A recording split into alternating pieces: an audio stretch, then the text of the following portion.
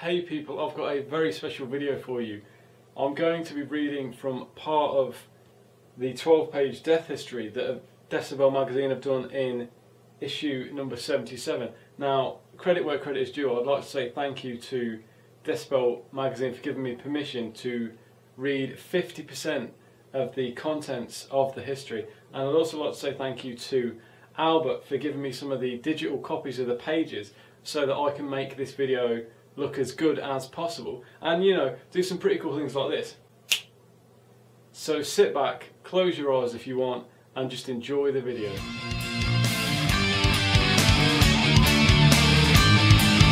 journey begins with curiosity and evolves into soulful questions on the stones that we walk. Death is this communion.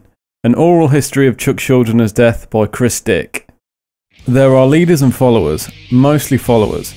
Chances are when teenagers Chuck Schuldiner, Frederick Rick Ross, DeLillo and Cam Lee formed Mantis in 1983, the terrible trio from Altamonte Springs, Florida had absolutely no clue the journey they were about to embark on would forever change the heart and soul of heavy metal. At the time, there was no such thing as death metal, not as we know it today. The heaviest bands of the day, Slayer, Venom, Bathory, Creator, Hellhammer, sounded like Hell's infernal army marching unopposed over God's precious blue-green earth. Wildly reviled by all but the most curious long hair, the aforementioned acts hoofed along at the speeds that defied physical limitations of the craft that first saw light in the late 60s. The fastest and heaviest metal was a scourge unlike anything the world, particularly Europe and North America, had ever witnessed. But things were about to change for the worse. Fellow Crypt Kickers Possessed hurled the first dreadful volley in 1984's death metal demo. Shortly thereafter, Mantis mutated into Death. Fueled by the most nefarious of fires, Death would unleash countless demos and rehearsals upon hapless heavy metalers from 1984 through 1986. Although the original Death lineup of Schuldiner, DeLillo and Lee lasted only briefly, it was Axe Master Schuldiner who took Death as his own. In doing so, he unwittingly became the father of death metal. Even though Possessed had issued their Seven Churches and Beyond the Gates albums before Death's unparalleled debut Scream Bloody Gore saw the light of day in 1987, the Californians failed to gain momentum. Death were positioned to be the heaviest, nastiest and deadliest band ever. Schuldiner, however, didn't want to be limited by PMRC approved superlatives, nor did he want to be strapped down musically. When Leprosy landed in 1988, it was obvious to fans of Zombie Ritual, Baptized in Blood and Evil Dead that Death had lofty ambitions. With a cleaner production, a new lineup, DeLillo returned, and refined songwriting, Leprosy was the future sound of death metal before it had even had a future. Leprosy's successor, 1990's stupendous Spiritual Healing, was even more polished. Living Monstrosity and the evangelically negative title track had meatier hooks than Cannibal Corpse's Butchered at Birth cover art. Again, Death was improving. By far, Death's greatest leap was from Spiritual Healing to 1991's Human album. With members of Cynic and Sadist as his backing band, Schuldiner had creative license to transform death metal into whatever shapes and sounds he wanted. The edges were blurring, the cosmic seas expanding. It was at this point where Death emerged as death metal's single most creative force. Subsequent albums, Individual Thought Patterns, Symbolic, and The Sound of Perseverance would employ a host of talented, far-sighted musicians excelling at Chuck's behest. The result was often startling and groundbreaking. Death metal was never meant to be tuneful or progressive, not in its original ghastly guise. Schuldiner, unhindered by the unfathomable thick barriers placed in front of him, made it so. Now a leader, the father of death metal had for all intents and purposes remodeled death metal.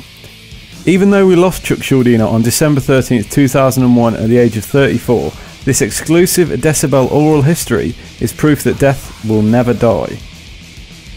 Mantis and Scream Bloody Gore, 1984-87. Jane Schuldiner. Chuck was 9 years old when he and I passed a yard sale and saw his first guitar. We stopped to look and I bought it for him, not realising it needed amplifiers for sound.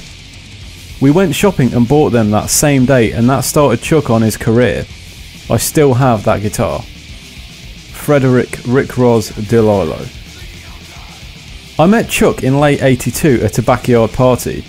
We had a lot in common. We liked music and we both played guitar. We exchanged numbers. He called me the following week.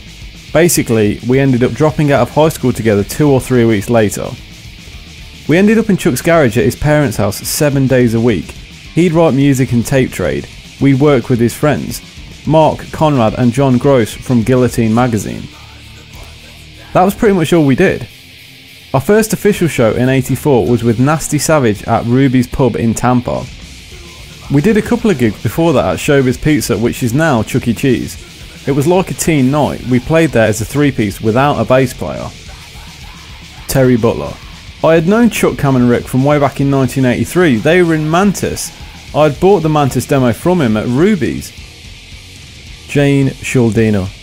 The sound, and especially the lyrics, were no surprise at all in those first songs. All the pain and grief he felt at the loss of Frank, Chuck's 16-year-old brother. And it was very cathartic at the time for Chuck to let his feelings out in his music. Delilah. There was no scene when we first started, even in Tampa. No death metal scene at all. You had Possessed in California. By the time Leprosy came out in '88, the scene was still pretty small. We barely had any gigs. Most of the gigs were in Europe. The death metal scene reigned supreme in Europe at that time. Borivoj Kurzhin. I first made contact with Chuck after seeing a flyer for a Mantis demo in August 1984 at a Raven, Metallica, Anthrax show at the Roseland Ballroom in New York City. The flyer was placed there by John and Mark from the Guillotine fanzine. They were friends of Chuck's from the Orlando area and they were visiting New York at the time. The flyer caught my eye because it made reference to Mantis being the heaviest or the sickest band around, and at the time I was on a quest to find the most extreme groups I could get my hands on, so this sounded like it was right up my alley. After I wrote Chuck a letter and included $5 or whatever they were selling their tape for, he wrote me back and he included a personal note with the cassette. I liked what I heard and we quickly became friends and kept in touch from that point on. Delilah. Chuck definitely came up with Death. Mantis was taken from the guitar player from Venom, everybody knows that. We split up for a week. The original drummer for the band, who also did a lot of the vocals, did the original Death logo, you know, the one with the spider, the 666 and the skull. Chuck basically cleaned it up. Jane Schuldiner. I never liked it, the band name Death of course, but with the history of Frank it made sense. Remember the lyrics of one of his first songs, Open Coffin, was his memory of his brother. Kurzhin. Death was really just a continuation of Mantis, same band but with a new name. The differences in the band's music were simply down to the fact that Chuck was developing as a songwriter and he was getting better and better, both as a guitar player and vocalist. Of course, Cam handled most of the lead vocals in the early days, but I think it was inevitable that Chuck would eventually just take over the vocals completely. Delilah. We ended up parting ways around '85. It wasn't because there were musical differences. Chuck had an opportunity to get a bass player, but a guitar player came along with it. Chuck made his choice, I was cool with it. Scott Carlson. He had recently lost Rick Ross. Matt, Aliva and I were looking for the other half of the band. At first we hooked up with Sean McDonald, who played in an early incarnation of Genocide with the gig. In the interim, I started talking to Chuck. I realised it would work out for Matt and I. So we kind of screwed Sean out of the gig and drove down to Orlando ourselves. We were driven young men, that was it. We were in Flint, Michigan, but we didn't realise how boring Orlando would be. Any place had to be better than Flint. Well, not really. Matt Olivo. Chuck was working at Del Taco. That might have been the last job he ever had in his life. From that point he became very focused on his career in death. Anyway, we get in the car and go to Del Taco to meet Chuck. We walk into Del Taco and Chuck is there.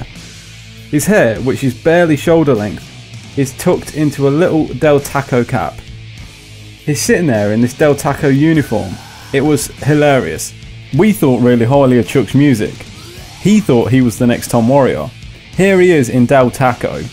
We started rehearsing the next day. Carlson. We knew the material when we got there. I have a bootleg recording somewhere that has rehearsals from the garage. We did Beyond the Unholy Grave, Evil Dead, Legion of Doom, Rigor Mortis, Curse of the Priest, Corpse Grinder, Baptized in Blood, Infernal Death, Archangel, Into Crypts of Rays, and a couple of heavy metal songs. Alivo. I remember talking to Chuck about the band. I told him, I don't think we can stay anymore. He said, just go man. I felt at the time it was harsh. I felt we were good friends. I learned it wasn't really personal. I may be presumptuous, but I think with Chuck, if it's not really working out, he'd rather burn it down and start all over again. You know, whatever the cost. Jane Schuldiner. His father and I knew that as much as we were concerned, Chuck had to do what was best for his music. And that included going to where he felt the opportunities were. So we supported him in his choices. We were never disappointed in Chuck, and were fortunate that he was so focused on his music that it kept him more or less grounded. Malcolm Schuldiner. I was okay with Chuck relocating to San Francisco. He asked me for my help in getting there. He said that I always knew that I would go to college, but he didn't want to go in that direction. He wanted to start a band. Kursian. I don't think Chuck ever wanted to be in Slaughter. After a failed stint in San Francisco with ex-DRI drummer Eric Breck, Chuck relocated to Canada to join Slaughter. I think Chuck joined Slaughter out of frustration and desperation. He was tired of not being able to find musicians to play with in Florida, and he was disappointed by what he encountered in San Francisco after his first trip there. I spoke to him one day when he was in Toronto and everything was fine.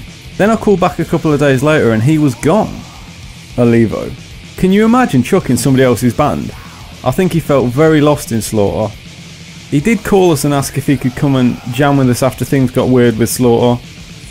I think he decided to go back to Florida first to think it through, but he knew what he was doing. He wanted to refocus on death. Chris Reifert. When Chuck returned to San Francisco a second time. I had responded to a local radio ad that was about to be placed by Chuck. He was looking for band members, and a friend of mine who worked at the station told me about it, and I couldn't believe it. I called right away, of course, and told him I liked Bathory, Artillery, Sodom, and so on. He asked if I liked Slayer and Possessed also, which of course I did.